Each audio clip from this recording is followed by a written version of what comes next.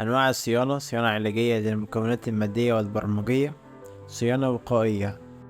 الصيانة الوقائية تتمثل في: أولا، مشكلة تراكم الغبار والأتربة على مكونات الجهاز كالمراوح ولوحة المفاتيح، لذلك يجب تنظيف الجهاز بشكل دوري.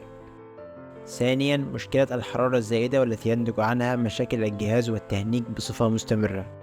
ثالثا، مشكلة التفريغ الكهروستاتيكي، وهي إحدى المشكلات التي تعرض الحاسب الشخصي إلى الأذى، وخاصة عندما تتراكم شحنة كهربية كبيرة على أحد الأسطح ثم يتلامس مع سطح آخر له شحنة أقل.